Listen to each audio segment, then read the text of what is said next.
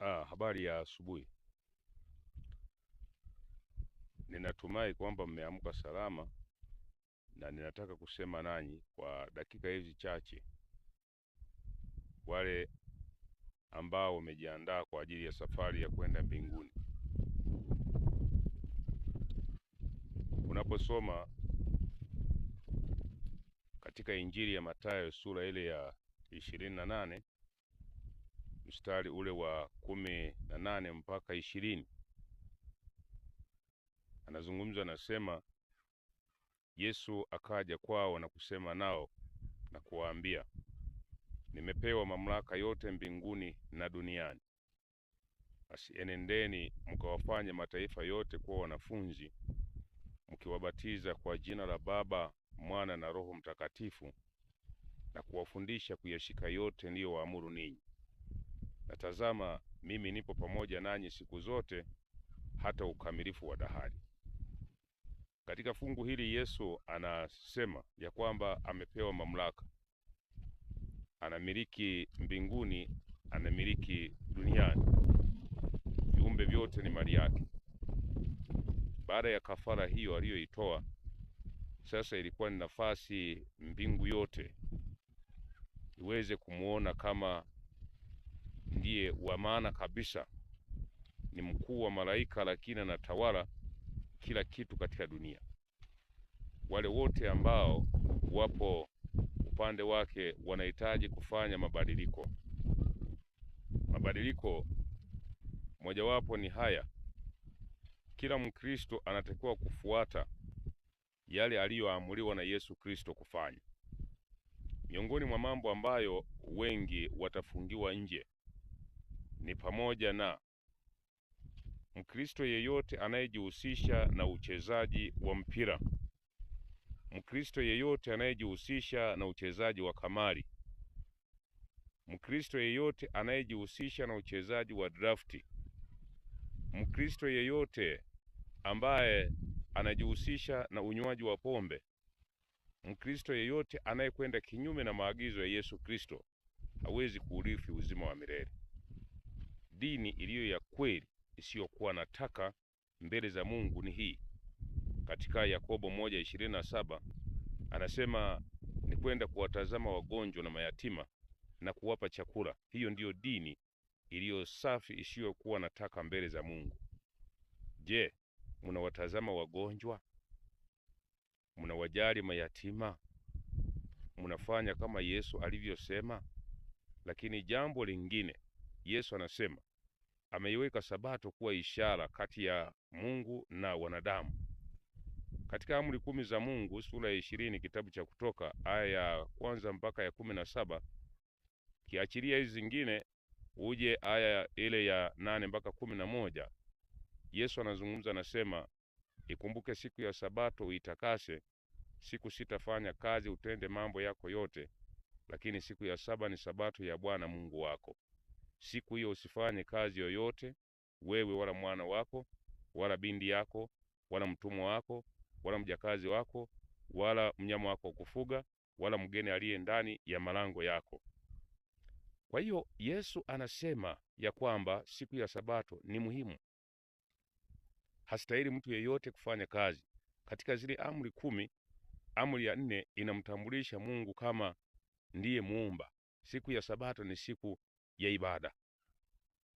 Lakini Luka sura ya 4 aya 16 anasema akaenda Nazareti hapo alipolelewa, na siku ya Sabato akaingia katika sinagogi kama ilivyokuwa desturi yake, akasimama ili asome.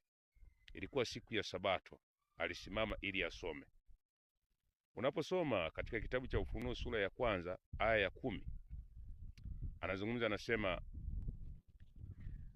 ya kwamba na mtume Yohana, nalikuwa katika roho siku ya Bwana, nikasikia sauti kuu nyuma yangu kama sauti ya baragumu. Siku ya Bwana ni Sabato. Hakuna siku ya Bwana nyingine zaidi ya Sabato. Na niwakumbushe, aliyebadilisha Sabato kutoka Jumamosi kwenda Jumapili ni Kanisa Katoliki. Ndio waliobadilisha. Vitabu vingi na ushahidi tunao, na wao wenyewe wanashuhudia ya kwamba wao ndio waliobadilisha Sabato. Kwa hiyo kusali siku nyingine nje ya Sabato, Jumamosi, ni uasi mbele za Mungu. ni uasi mbele za Mungu. Sasa ni waasi Wakristo wote duniani, wale wanaotumia katekisimu, amri zilizoandikwa kwenye katekisimu. Amekuandikia kwamba urejee kitabu cha Kutoka sura 20. Tafuta amri ya Sabato. Je, munayo kwenye katekisimu? Ndivyo alivyofanya kuiondoa amri ya Sabato ili muendelee kusali siku ya kwanza ya juma, siku ya Jumapili ambayo ni siku ya kazi tu. Lakini amri ya pili aya ya 4 mpaka ya 6 ambayo Mungu anasema usifanye sanamu ya kuchonga kwa mfano wa kitu chochote kilicho juu mbinguni wala duniani. Vitu hivyo anasema usije ukajaribu kuchonga Mungu kwa kuiga kinyago chochote ukakipigia magoti. Wale wanaoabudu kupigia magoti sanamu ni watu wanaohesabiwa kuwa ni waasi mbele za Mungu. Lakini pia jambo lingine, watu wamedanganywa kwamba Maria ni mwombezi mbinguni. Rejea katika kitabu cha Matendo ya Mitume sura ya 4 na aya 12. Hakuna jina lingine waliopewa wanadamu lipaswalo sisi linalotupasa kumwabudu, ni Yesu Kristo peke yake. Katika Injili ya Yohana sura ya 14 anazungumza, anasema ombeni lolote kwa jina langu. Hajasema kwa jina la Maria. Katika mtaguso wa Vatikani katika sura ya Maria, kwenye mitaguso katika sura ya Maria anasema swala la ibada ya Bikira Maria lilitungwa na Kanisa Katoliki, na wana ushahidi kwamba Maria hakwenda mbinguni na wala sio muombezi.